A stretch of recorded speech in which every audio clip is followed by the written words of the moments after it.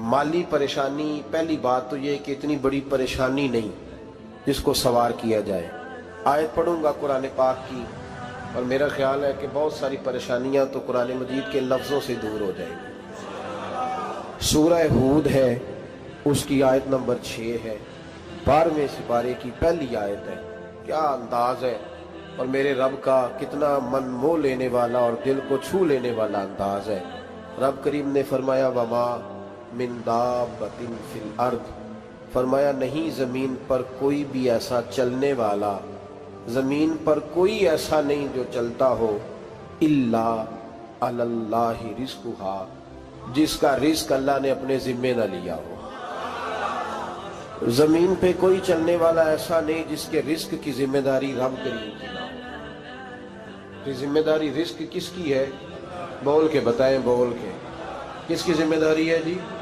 अल्लाह। देखिए गौर फरमाएं, यहाँ मुफस्सिरीन ने एक बात लिखी है इस आयत के तहत कि फरमाया जो ज़मीन पे चलने वाला है उसका रिज़्क अल्लाह के ज़िम्मे। फरमाते हैं कि ये अल्लाह ने हमारी अकल के मुताबिक हमसे बात की है, वरना आसमानों में जितनी मखलूक है रिज़्क उसका भी अल्लाह के ज़िम्मे ही है। यहाँ जो फिल अर्द के लफ्ज़ है ज़मीन पे, वो हमें समझाने के लिए कि तुमने तो सिर्फ ये दुनिया देखी है ना, तो जिसको तुमने देखा है वो सब खाते अल्लाह का दिया हुआ ही है। तो जो हमने देखा था रब करीम ने उसके मुताबिक हमें समझा दिया। फरमाया कुछ तो तुमने देखे ही नहीं, चलो उनकी तुमसे बात नहीं करते, पर जो तुमने देखे हैं उन सब का रिज़्क किसके ज़िम्मे है? अल्लाह के। मेरे रसूल करीम सैयद आलम सल्लल्लाहु ताला अलैहि वसल्लम कुरान मजीद की जब तर्जुमानी करते, वजाहत करते, तो महबूब पाक सल्लल्लाहु अलैहि वसल्लम भी कोई इश्काल रहने नहीं देते थे, कोई इश्काल नहीं रहने देते थे। मेरे महबूब करीम अलैहिस्सलातु सलाम ने फरमाया अल्लाह पे भरोसा रख के सवेरे निकल जाना रिज़्क की तलाश में। किस पे भरोसा रखना है? निकलना तुम्हारे जिम्मे है। ये ना कहना कि घर बैठूंगा तो यहीं आएगा, निकलना तुम्हारी जिम्मेदारी है। जितनी जिम्मेदारी है वो पूरी करना। अल्लाह पे भरोसा करके निकल जाना तुम्हारी जिम्मेदारी है। रब का जिम्मा है तुम्हें रिज़्क देना, वो जरूर तुम्हें रिज़्क पहुंचाएगा। या रसूल अल्लाह सल्लल्लाहु अलैहि वसल्लम किस तरह पहुंचेगा? तो जरा हुजूर के लफ्जों का हुस्न भी देखिए। नबी पाक सल्लल्लाहु अलैहि वसल्लम ने फरमाया जिस तरह मौत तुम्हें ढूंढ लेती है ना कि तुम कहाँ मौजूद हो, जब वक्त आता है तो इंसान पाकिस्तान में हो तब भी आ जाता है, जद्दा में हो तब भी आ जाता है, मक्का में हो या मदीना तैयबा में, वक्त फिर भी आ जाता है। फरमाया जिस तरह मौत तुम जहां भी हो तुम तक पहुंच जाती है ना, इस तरह तुम्हारा रिज़्क भी तुम जहां मौजूद होते हो अल्लाह वहां पहुंचा देता है, पहुंचा देता है। तो या रसूल अल्लाह सल्लल्लाहु अलैहि वसल्लम किस अंदाज में? तो फरमाया निकल जाना तुम्हारी जिम्मेदारी है।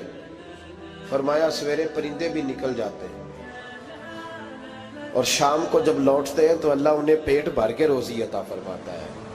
हालांकि उनको नहीं पता होता हमारा कारखाना कहाँ है, हमने कहाँ जाके मजदूरी करनी है। उनको नहीं पता होता कि हमारा दफ्तर कहाँ है, हमने किस ऑफिस में बैठना है। उनको नहीं पता होता कि हमने कहाँ जाके माल खरीदना है और कहाँ से हमने फिर उसको दोबारा बेचना है। उन्हें खबर नहीं होती। अल्लाह पे भरोसा करके निकल जाते हैं। निकलना तो तेरे जिम्मे है कि नहीं? फरमाया वो तू ड्यूटी कर, शाम को अल्लाह जो रब परिंदों को रोजी देता है वो तुझे भी अता फरमाएगा। मैं कहता हूँ सोच कितनी कमजोर है उस आदमी की जो कहता है कैसे मिलेगा। कितनी कमजोर सोच है। जो रब बैल को रोजी देता है, बकरी को रोजी देता है, इस जमीन इस धरती पे अगर बसने वाला ऊंट भूखा नहीं सोता, चले ये तो पालतू जानवर होते हैं, इस धरती पर बसने वाली अगर बिल्ली और कुत्ता रोटी खा के सोते हैं तो तू तो अशरफुल मखलूकात है। तूने अपने ज़हन में क्या टेंशन पाल लिया है कि नहीं आएगा तो मर जाऊंगा, क्या बनेगा, किस तरह होगा? तू क्यों इतना परेशान हो गया? भाई माली परेशानी सबसे ज्यादा उस बंदे ने ओढ़ ली है जिसकी तवक्कुल की बात कमजोर हो गई है। तू सीधी तवज्जो अपने रब करीम की जानिब रख, सीधी तवज्जो अल्लाह की जानिब कर। रब फरमाते हैं जिम्मा तेरा नहीं, जिम्मा मेरा। लेकिन तनख्वाह एक आती है घर में। जब एक बच्चा होता है तो तब भी काम चलता है, जब अल्लाह 2 बच्चे दे दे फिर भी उस तनख्वाह से काम चलता है, जब 3 हो जाए फिर भी चलता है, जब 4 हो जाए।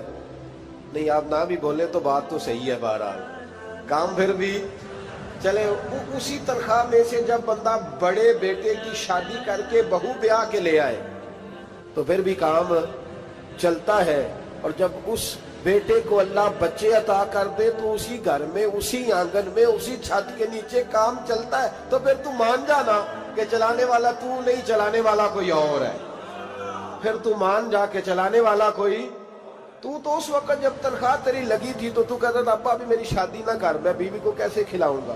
تو وہی شخص ہے جس کی چھت کے نیچے پھر 1.5 درجن پوتے بھی پل رہے اور گزارا ان کا بھی ہو رہا ہے۔ تو رزق کا ذمہ کس کا ہے؟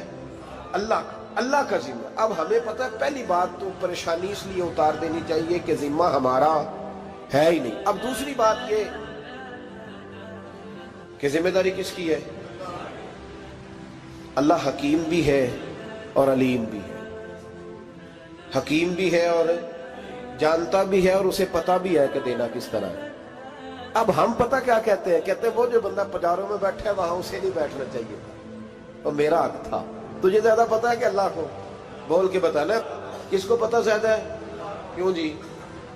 تو آپ اصل ٹینشن پتہ کب لگتی ہے؟ جب بندے کہتے ہیں نہیں وہ پجاروں میری تھی، میرا حق تھا۔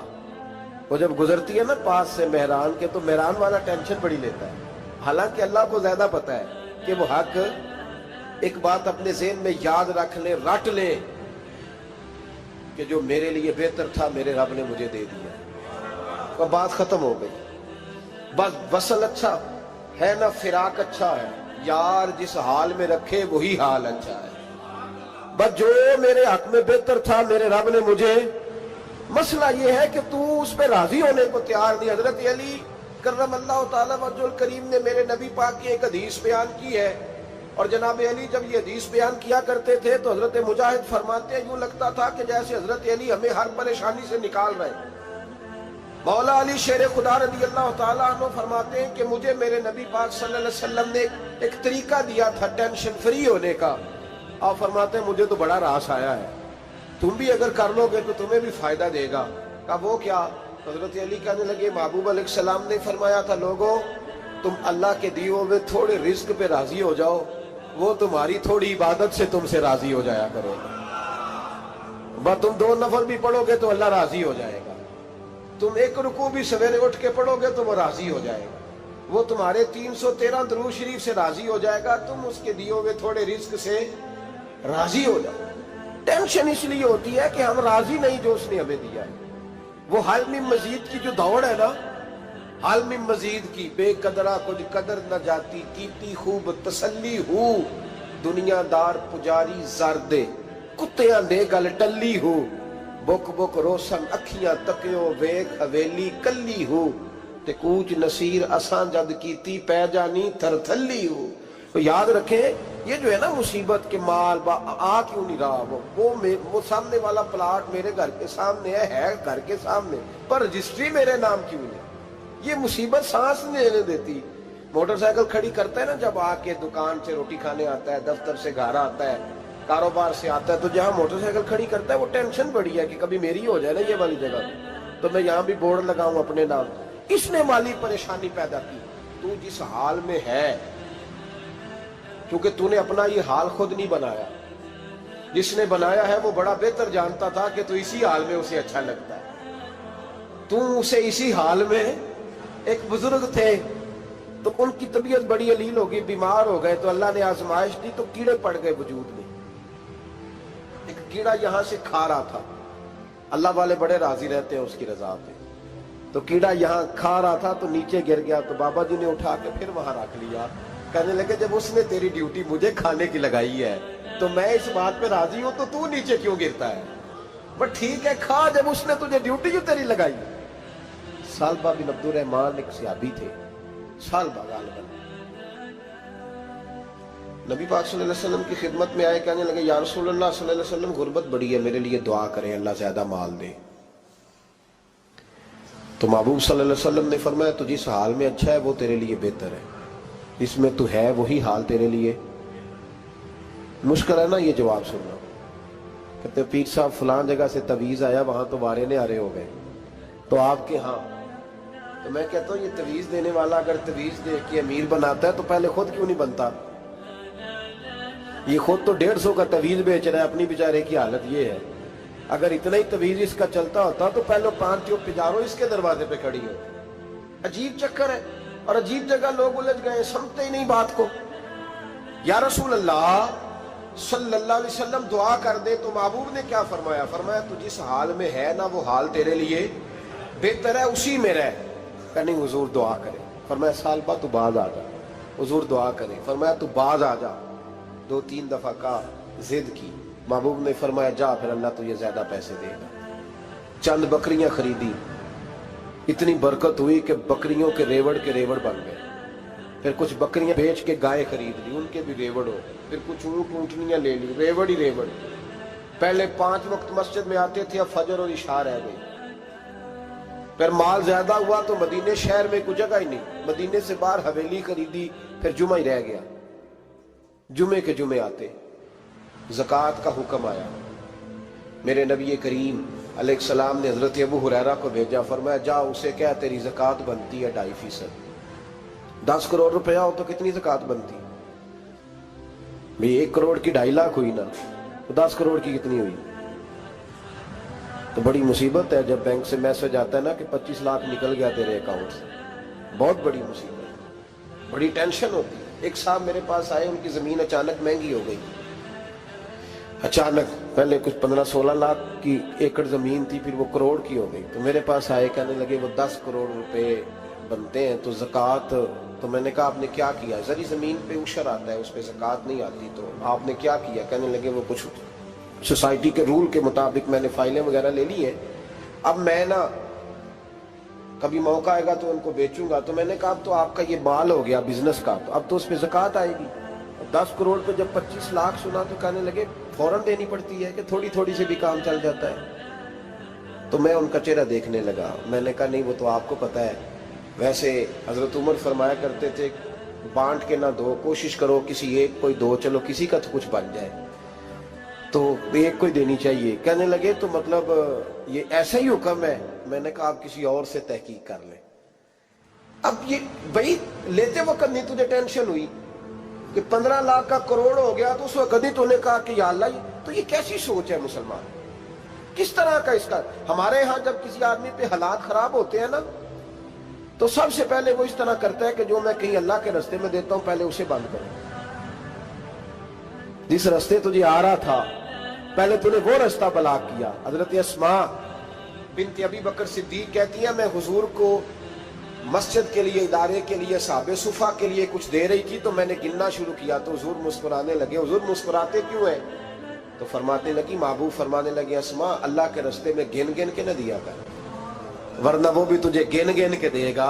تو اس کے راستے میں بے حساب دے، وہ بھی تجھے بے حساب ہی عطا فرمائے۔ لیکن پہلے یہ والا پہلے دروازہ بند کرو، یہاں سے پیسے ختم ہو رہے ہیں۔ تو اس طرح کرنا بھائی، اس دفعہ سوٹ ذرا گرمیوں والے نہ خرید، لیکن جو تو اللہ کے راستے میں دے رہا ہے اسے دیتا رہے۔ لیکن ہم اپنا نقصان کرتے ہیں، زیادتی کرتے ہیں اپنے ساتھ۔ میں نے آپ کو پہلے بھی بتایا تھا پیار کی بولی ہے، پھر بولتا ہوں۔ ایک بڑے بڑے پیار والے دوست ہیں، ایک دفعہ مجھے کہنے لگے کہ آپ کئی دفعہ اعلان کرتے ہیں تو مجھے اچھا نہیں لگتا، اور آپ ادارہ بھی بہت زیادہ بننے والا ہے، بڑی چیزیں میں دیکھتا ہوں جو ہوں تو بڑا نظام اچھا ہو جائے، آپ دعا کریں اللہ مجھے پیسے دے تو میں بڑے سارے خرچ کروں گا اس کے راستے میں۔ تو میں نے کہا یا اللہ اسے 10 کروڑ دے، یہ 9.5 کروڑ تیرے راستے میں دے دے گا۔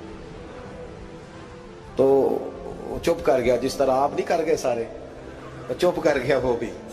اس نے کہا جی نہیں جی انشاءاللہ کریں گے۔ تو میں کیا پلیا جی تے دعا پہ ہوں دیا، ابھی تو وہ آئیں گے تو تب دیکھی جائے گی، تو یہیں اڑ گیا ہے۔ یعنی 9.5 کروڑ اللہ کے راستے میں خرچ کرنے کی دعا پہ بھی آمین کوئی نہیں کہتا کہ چلو آمین ہی کہہ دیں۔ تو میں کہا تینوں تے 50 لاکھ بچتا سی پیا، لیکن تو اس سودے پہ تیار ہے۔ جب یہ سوچ ہوتی ہے، یہ غلط سوچ ہے، یہ بات تو اگر تے مسکرانے والی، لیکن یہ سوچ صحیح نہیں۔ حضرت عثمان غنی رضی اللہ تعالیٰ عنہ کہتے ہیں جس وقت نبی پاک صلی اللہ علیہ وسلم نے اعلان کیا نا جنگ کے موقع پر کہ 800 سپاہیوں کا خرچہ چاہیے، کہتے ہیں میرے پاس 600 کا تھا۔ یہاں ایک روایت میں حضور نے 1000 کا اعلان کیا تو میرے پاس 800 کا تھا۔ جب 2-3 دفعہ نبی پاک نے اعلان کیا تو کہتے ہیں میں نے کھڑے ہو کے کہا یا رسول اللہ پورا 800 میری طرف سے۔ کہتے میں نے 200 سپاہی کا خرچہ ادھار اٹھایا لیکن پورے 2 مہینے نہیں گزرے تھے، رب کریم نے مجھے کئی گنا کر کے پیسے واپس عطا فرما دیے۔ پر بات تو یہ ہے کہ تیری وہاں لو لگی ہو، تو تجارت کرتا ہے ان لوگوں کے ساتھ جو کیا دے سکتے۔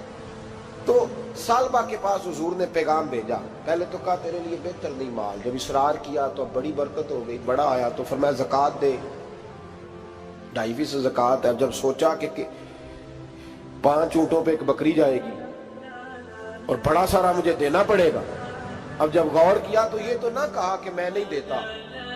حضرت ابو ہریرہ سے کہنے لگے نبی کریم علیہ السلام کی خدمت میں عرض کرنا کہ میں خود آؤں گا۔